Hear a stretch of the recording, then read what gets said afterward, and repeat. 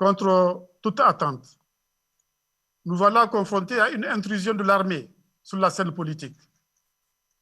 Tout a commencé par une mutinerie survenue dans la matinée du 18 août 2020 au camp de Kati. Cette mutinerie a progressivement évolué vers le contrôle de l'ensemble de l'appareil de l'État avec l'arrestation de hauts gradés et de hautes personnalités, y compris le chef de l'État, dans la même journée. Tard dans la nuit, nous apprenons que le président de la République, otage des putschistes, a dissous l'Assemblée nationale et le gouvernement, puis annoncé sa démission de ses fonctions dans une déclaration radio-télévisée. Nous avons donc devant nous une situation grave dont les conséquences sécuritaires sur notre région et sur le Mali sont évidentes. Cette situation nous interpelle. Elle nous montre le chemin qui reste à parcourir pour la mise en place d'institutions démocratiques fortes dans notre espace. Face à l'urgence de la situation, sur mes instructions, le président de notre commission a rendu public un communiqué.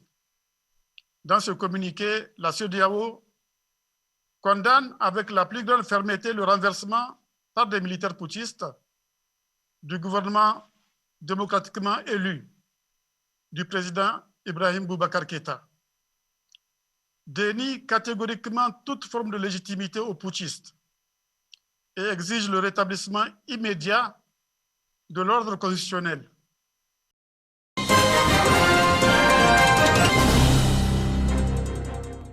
Sur les 35 articles de fact-checking publiés par le réseau des professionnels de la presse en ligne de Côte d'Ivoire sur 3 mois, 50% portent sur des propos faussement attribués à des personnalités et des affirmations inexactes ou des publications sans preuve.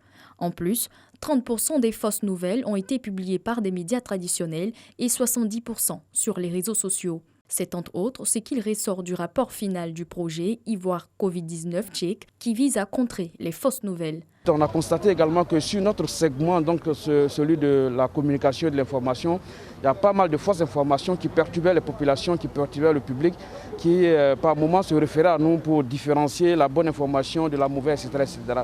Donc nous avons eu l'idée, parce qu'on a un observatoire déjà qui travaille à scruter tous les sites d'information chaque jour au quotidien pour pouvoir démêler les fausses informations des vraies, etc. etc.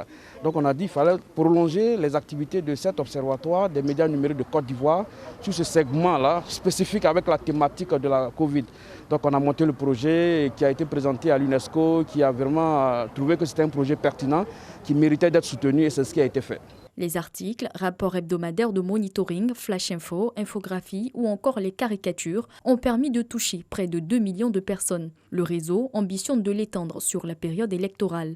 Notre souhait, c'est de basculer, je l'ai dit dans mon propos tout à l'heure devant le ministre, c'est de basculer le projet vers, n'est-ce pas, le processus électoral pour que nous puissions faire le même travail que nous avons fait pour la Covid-19 afin de pouvoir stopper les fausses informations. Cette initiative qui a permis d'apporter des rectificatifs appropriés aux fake news est bien appréciée du ministère de la Communication et des Médias. Ça fait beaucoup de plaisir que j'ai découvert ce rapport, qui est un travail fouillé, qui nous a permis, durant toute cette période d'exercice de ce projet, de constater des situations assez dramatiques dans le sens de la désinformation des populations. Il est quand même assez surprenant de constater que des personnes profitant de cette maladie sérieuse passent de mauvaises informations. Pour quel objet, nous ne le savons pas. Mais fort heureusement, nous avons ces mousquetaires, je pourrais les appeler comme ça, qui nous ont accompagnés durant la période pour défaire ces fausses informations qui nous ont permis de donner la bonne information aux populations pour qu'ils puissent se prémunir, puissent se protéger et aussi protéger les autres. Créée en 2006, la REPRELSI, fêtière des médias numériques ivoiriens, s'est donnée pour mission d'organiser, structurer et promouvoir la presse numérique en Côte d'Ivoire.